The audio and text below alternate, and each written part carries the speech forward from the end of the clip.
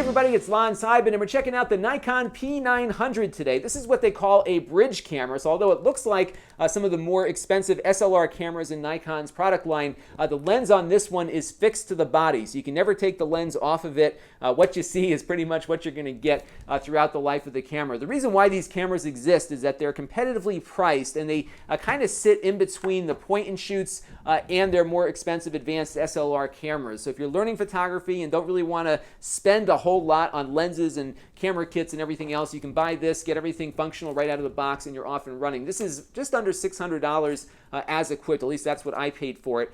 So not that expensive, and it's actually a pretty decent platform. Now, what attracted me to this, and the reason why I was so interested in trying it out, is the crazy zoom on this thing. This is a 2,000 millimeter equivalent if I had the similar optics on my SLR camera. Now, there's some caveats to all of this, mainly that the sensor on this camera is very tiny, which is why this thing works as great as a zoom as it does. So if I were to put this same lens on my regular Nikon camera, I would not have the same amount of zoom on it. But so you're going to take some reduction in image quality here. You're never going to get pictures out of here that are as good as their SLR cameras, and I wouldn't expect it to be that way. But if you're looking for something that is passable as a really far zooming camera, this one's going to do it for you. We're going to show you some samples in a few minutes once we step through the overall hardware design here. So really neat to get a zoom this big on something so inexpensive, because if you want to do this kind of zoom on the SLR cameras, you're spending tens of thousands of dollars to get that same kind of zoom out of a lens. And it goes all the way back to like a 24 millimeter equivalent, so it goes very wide to very close in. Now the screen on here is not a touch screen, so you have to navigate things the old-fashioned way using the traditional dials and knobs here on the camera. But what I do like about it is that you can move the screen around into a number of different orientations. So you can flop it forward for like selfie mode if you want.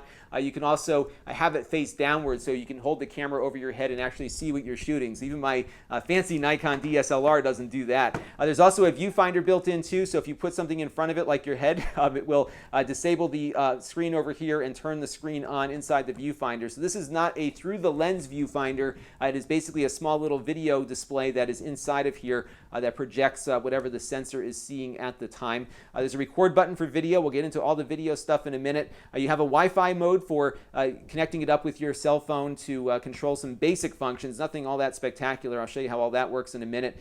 This knob here allows you to navigate through menus. You can also set the focus mode just by pushing down on there. Very simple controls, actually. What I like most about this camera is that it's just not full of a lot of junk.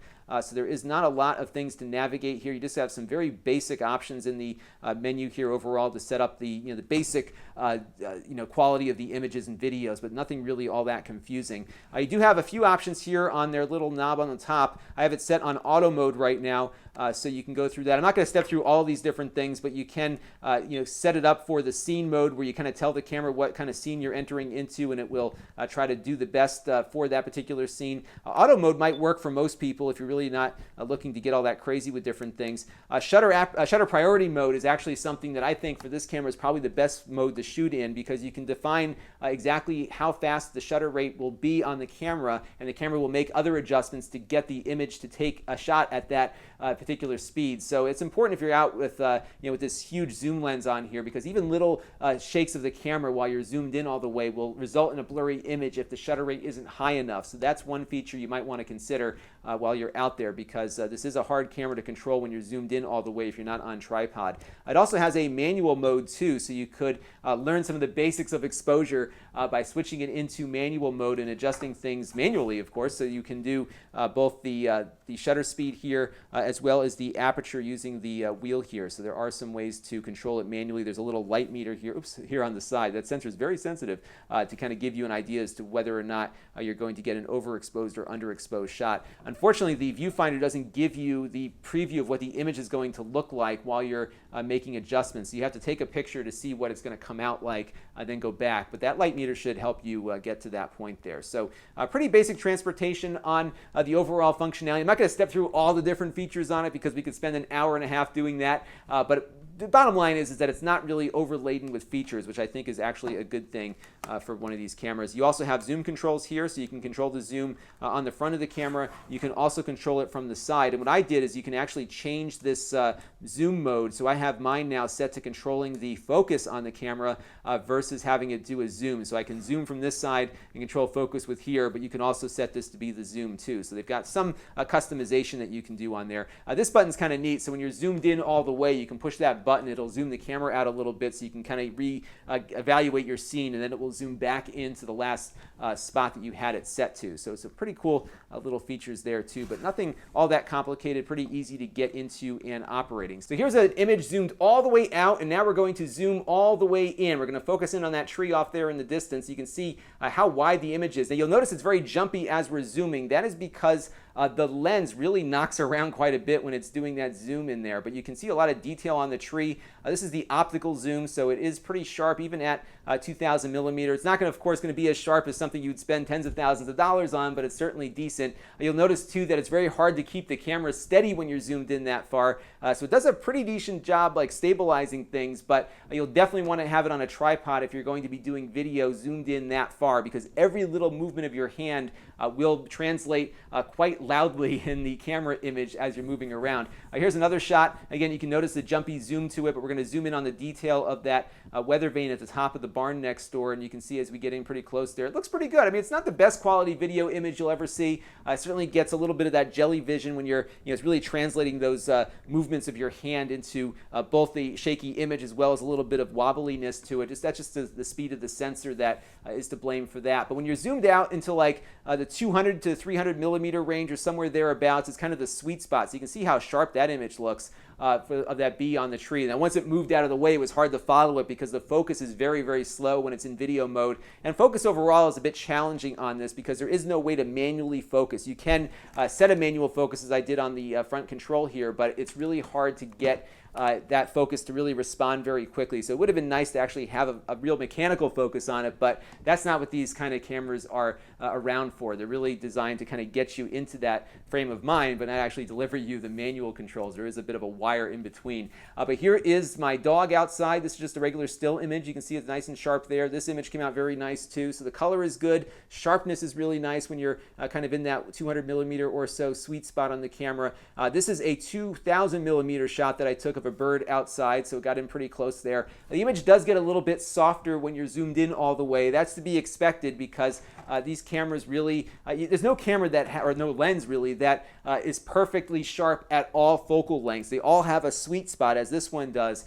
So when you're zoomed in all the way in, you're not going to have as sharp of an image as you're going to see when you're zoomed out again into that 200 millimeter or so sweet spot that the camera has. So there are some places where you really want to try to get everything locked into, and it doesn't really tell you where that sweet spot is, so you just kind of have to experiment with it until you find something that really works for where you want to be. The low light performance is okay. I took a 1600 ISO shot here. As you can see, it's not too bad, not spectacular, but again, for the price point, I think it does pretty well in low light too. And one thing I like about this camera is that you can pause a recording while you're in the middle of it. So I'm recording right now. I can hit the OK button here to pause it, and now I can maybe move the camera to a different scene and hit record again. And both of those scenes, that start and stop, will be in the same file. So typically with a digital video camera, whether it's a phone, a point and shoot, a camcorder, or one of these things, it's a start and stop and you get a new file. This one will actually keep everything in one file if you so choose. And that's something people have been asking me about. They want to go back to that tape day where you could have a VHS tape that just kind of runs with one scene after the other and not have a collection of 75 files when you're done recording. So this will kind of do that for you. The big issue though is that it doesn't give you a lot of video recording time. So you're limited to an odd 27 minutes on a 30 frames per second video and half that on a 60 frames per second video. All right, I've got my iPhone connected to the camera right now via Wi-Fi. You can also do this with Android also. And it's pretty simple. There isn't much to this app actually. It's pretty barren in its feature set. So you have some basic configurations here. It'll at least tell you whether or not you're connected and the battery level of the camera. You can also set it to download images too. So it tries to optimize the size for the best fit for the device taking the picture. There's another way to download photos, which I'll show you in a minute. It's a little confusing as to exactly what kind of size image you're going to get when you're in the standard photo mode here. But as you can see, I just enabled the remote application, and it basically runs in this automatic mode. I don't have a lot of control over what it's doing right now. I can zoom in the lens a little bit here, but as you can see, it's kind of jumpy, although the image does update very quickly from the camera. So the controls seem to lag a little bit. But if you want to take a picture, you just tap the take a picture button right there. It'll then download the file. This is an optional thing, but it'll download the file into my iPhone's camera roll. I can also disable that if I want by unchecking the download after shoot function. I can also turn control back over to the camera, which will disable the remote view on the phone, but I can go ahead now and actually get the setting that I want to get versus what the camera wanted to do for me. Take the picture, and then it will, of course, then download back to the phone. So it's got some neat functionality as a backup mechanism. It is storing the photo on the memory card locally, but it's also downloading it to the phone at the same time, which is pretty neat. There's also a nice little viewing function here, too, so I can go tap on this pictures on the P900 and see all the photos that I shot. Then I can maybe select a few here and download them back onto my device here, and I can say yes to that, and those will download also. So you have some good flexibility there. I like the fact that you can go in here and just kind of look at everything you took on the camera earlier, but the app isn't the best. It doesn't do all that much. I would like to see some more manual control over it for sure. Now, there are two ports on the side of the camera here. There's an HDMI port as well as a USB port for transferring data. It does use a standard SD card, so you don't need to even use that port. You can just pop the card out and install it into your computer or a card reader, and you'll be ready to go. The HDMI port, however, is playback only. It will not feed live video out through the HDMI ports. I know some of you, like me, like to hook things up to recorders or other video capture devices. This does not output live video, just whatever it had previously recorded. So where does this fit into the photography market? Well, I think if you're looking for something simple to use, is inexpensive, has decent image quality, not the best, but decent image quality, and has probably the most versatile lens you will find on the market at the moment, this one is probably that camera. It's got, I mean, you will not find a 24 to 2000 millimeter lens anywhere. You are paying a price a little bit in image quality for that versatility, but it is there, and it's going to be better than a lot of the cheaper point and shoots are out on the market from the standpoint of image quality. So I think you get that lens, find that sweet spot, and kind of keep it there if you want to get a really nice sharp image, but you can zoom in really, really far with an optical zoom and get some really decent image quality out of it. And I think for that purpose, it's actually pretty useful there. So I'm still an SLR person, and I think this is a good bridge. That's why they call them bridge cameras, to learning about photography and getting yourself there. And when you have a lens that has this level of versatility to it, you can really learn about what lenses you might want to buy if you step up to an SLR in the near future. So that is the Nikon P900. It is definitely working as advertised as far as its zoom lens is concerned, and it's pretty darn cool. This is Lon.TV, and thanks for watching.